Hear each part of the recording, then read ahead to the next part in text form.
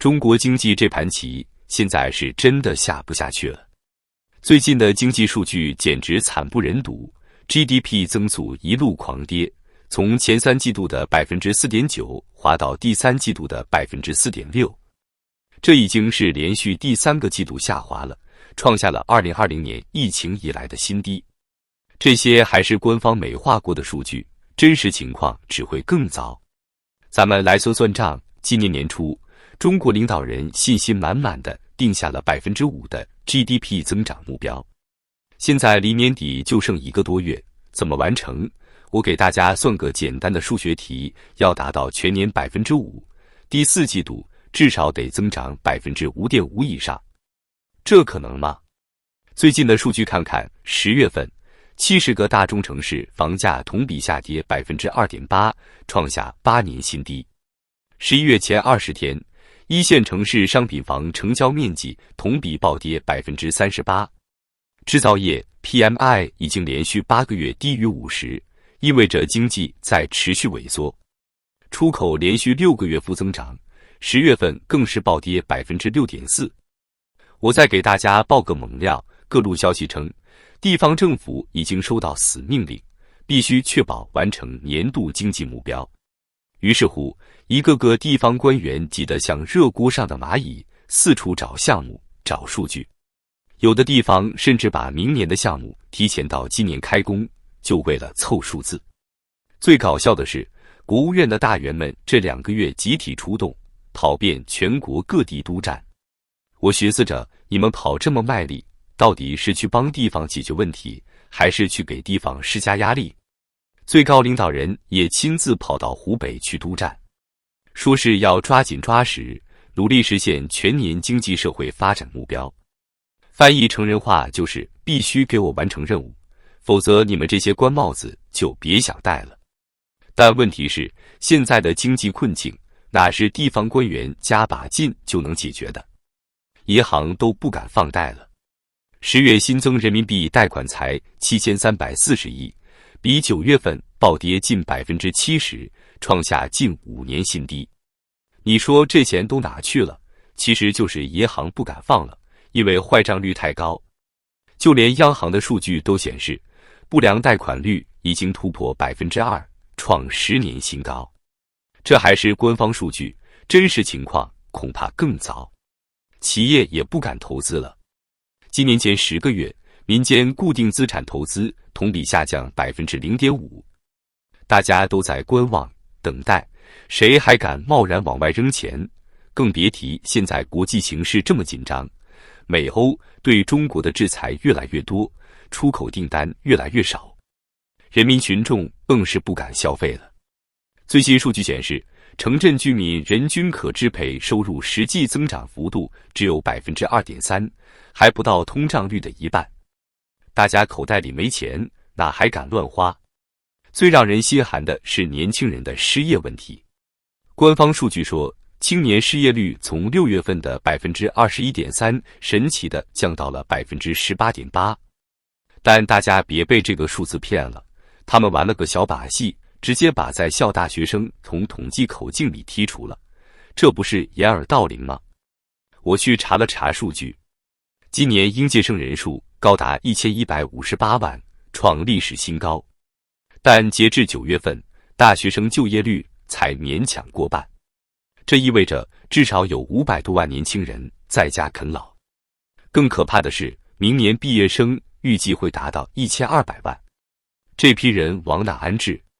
最近在小红书、抖音上，到处都是年轻人的哭诉。有个视频让我印象特别深，一个985硕士投了800多份简历，愿意降薪 50%， 结果连个面试机会都没有。你说这叫什么事？更糟的是，现在连中年人也开始遭殃了。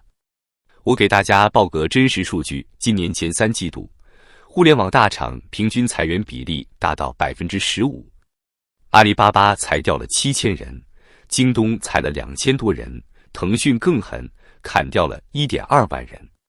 这些40岁左右的中年人，房贷车贷一堆，孩子上学要钱，父母养老要钱，突然失业，日子可怎么过？这不，最近网上流传一个新词，叫新型穷人。这帮人看着体面，在北上广深有房有车，但其实负债累累。我给大家算笔账，一套房子首付300万，月供3万；一辆车首付10万，月供5000，每个月光还贷就要3.5万。但现在工资收入在下降，房价也在跌。上海、北京的二手房普遍比前2年跌了30%，一套1000万的房子，眨眼就蒸发了300万。这些人不但没法脱身，反而越陷越深。最近一个上海的50岁大叔发视频说，自己打拼27年，好不容易在上海扎下根，买了房开了车，结果公司突然裁员，一下子就从中产跌成了富翁。这种例子太多了，我随便在网上一搜就是一大把。而更讽刺的是什么呢？就在老百姓水深火热的时候，官老爷们还在那装样子。住建部开新闻发布会，说什么房地产市场企稳向好，保交楼任务完成的不错。如果市场真的这么好，为什么10月份民营房企的发债规模是0？为什么前10个月65家典型房企的融资总额只有3872亿，同比暴跌25%？而且到年底，这些房企还要偿还1000多亿的债务，明年更有7000多亿要还，这钱从哪来？保交楼就更可笑了。据说全国有900万套烂尾楼，这还是官方数据，外媒统计有2000万套。现在说完成了246万套，还在那邀功请赏。我就想问问，剩下的650万套什么时候能完工？那些苦等10年、20年的业主怎么办？这不，最近郑州一个烂尾楼项目，开发商找了几个民工进场装样子，结果被业主拍到视频发到网上，闹得满城风雨。你说这不是在糊弄人吗？说白了，现在的问题不是缺钱，而是信心全无。企业不敢投资，百姓不敢消费，银行不敢放贷，大家都在观望，都在等一个明确的信号。但可惜的是，现在的政策都是隔靴搔痒，根本解决不了实质问题。照这么发展下去，2025年只会更难。美国大选特朗普当选，新一轮对华制裁可能会更狠，欧盟也在收紧对华贸易政策，日韩更是虎视眈眈，这些都会进一步打击中国的出口。所以啊，现在不是开几个新闻发布会，喊几句口号就能解决的问题，除非来个大转向，否则这经济怕是很难好转了。不过看现在的架势，这个转向的希望渺茫啊。最近我看到一个数据特别震惊，今年前3季度，全国土地出让金收入同比暴跌20%以上。这意味着什么？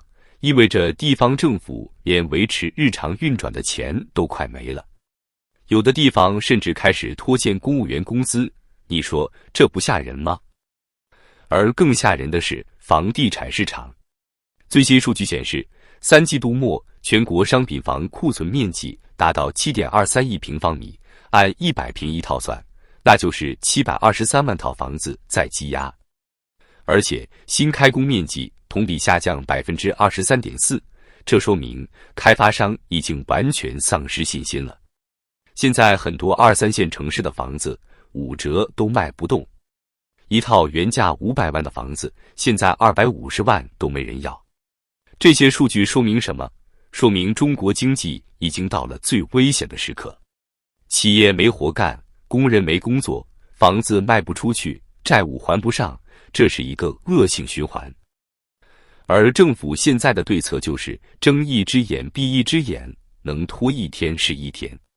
最近有个经济学家说得好，中国现在就像一个生病的人，但医生不敢确诊，怕说出真相会吓坏病人，结果病人的病情越来越重，最后可能会贻误治疗时机。其实啊，现在最缺的就是一个强有力的改革。但遗憾的是，现在的决策者好像更喜欢唱赞歌，动不动就是形势一片大好，经济稳中向好。可惜事实就摆在眼前，纸包不住火呀。